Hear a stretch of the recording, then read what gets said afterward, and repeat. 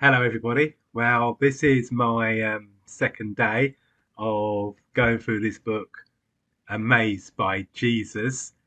Um, I'm sort of into the first chapter now, and really I'm only sort of scratching the surface of all this book has to say. But I'm hoping in the little bit that I share with you, it will bless you and encourage you in your walk with Christ, in your journey as a Christian. And so this is not a book review or a commentary on the book. This is my personal journey through at least the first four chapters because I'm only going to do 4 days. We did the introduction yesterday, but my personal journey and what God's spoken to me about as I've read it, and I'm reading the first chapter at the moment.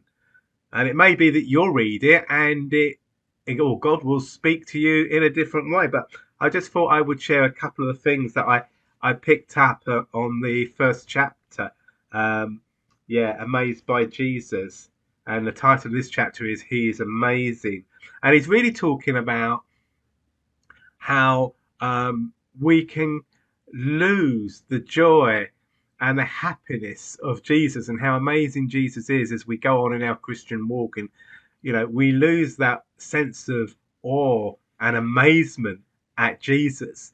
And I know being a Christian now for what, probably near coming on for nearly 40 years now, um, I'm I know there've been times when I've sort of lost that joy that I had with Jesus in the early days, and I've had to realign myself in my walk with God.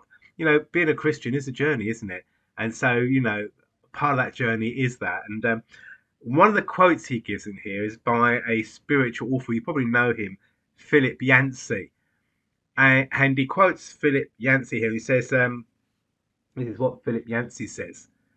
For me, Jesus has become the focal point of faith, and increasingly I'm learning to keep the magnifying glass of my faith focused on Him. That's Jesus. In my spiritual journey, I've long lingered in the margins, puzzling over matters like the problem of pain, the the issues of prayer, providence versus free will. Uh, when I do so, he says, everything becomes fuzzy. Looking at Jesus, however, restores clarity. And for me, in my Christian walk, I can sort of remember many times when things have got fuzzy. I've not been so clear in my faith, or I haven't got that peace and joy that we are supposed to walk with as Christians. And I look back in those times now and I realize that actually, when I got back to looking at this amazing Jesus and focusing on Jesus again and not being so caught up in everything else that's going on in my life and around the world, that fuzziness, that something's not quite right. It's not. I don't feel that peace and that joy.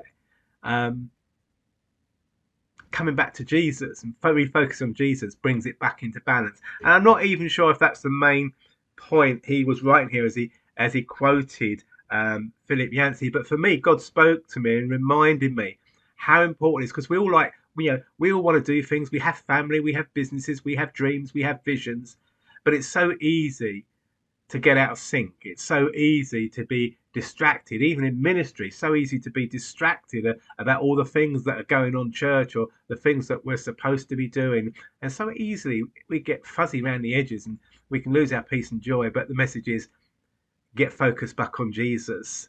This this amazing Jesus. Get focused back on him.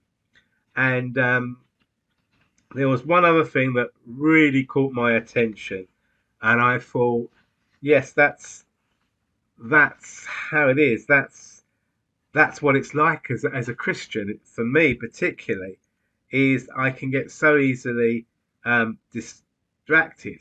And I just want to quote this last thing here. Um, Albert, well, there's a couple of things here, but Albert Einstein, the great scientist, the Jewish scientist, he wrote this. He said, I'm a Jew, but I'm enthralled by the luminous figure of the Nazarene Jesus. Jesus is too colossal for the pen of phrasemongers. He says then, how awful that, you know, people can just write down phrases that Jesus has said and just see that, but they miss this figure, this central figure of humankind, Jesus. And yeah, yeah. It says here about the saintly Victorian Oxford scholar Edward Percy said of such things as stated here. Let me just read this to you as we finish. He says, it surpasses all thought. It amazes. It confounds to think of God becoming a man, the infinite enshrined with the finite, the creator with his creature. It is a depth of mystery unsearchable. We must shrink with awe when we pronounce it. I think we forget how amazing Jesus is, the King of glory, who in eternity past has always been with the Father, who came down to earth as a mere man, fully God and fully man, but as a man in the flesh. He came down and died on a cross for each one of us. How amazing that is. There's a last story here that's shared about this man that goes and sees Bill Bright, um, one of the great pastors and leaders, uh, Campus Crusade for Christ. And it says here, let me just read this, has about 25,000 missionaries in 200 countries. Um, and he talks about going and seeing him and asking the question during this interview as he's sitting at a big desk, you know, in his big office, and saying, you know, what about Jesus? And what does Jesus mean to you? And it says he and behind his big deck chair he began to weep. And it says, if only I could have that awe of Jesus again, an amazing Jesus, that I would cry and weep just at the mention of his name. I don't know where you are with your walk with Jesus at the moment, but you need to be amazed by Jesus again. You need to find your first love again. You need to re-immerse yourself in him, the Saviour of the world, Jesus, the Son of God, who came down to the earth and died on a cross for you and me.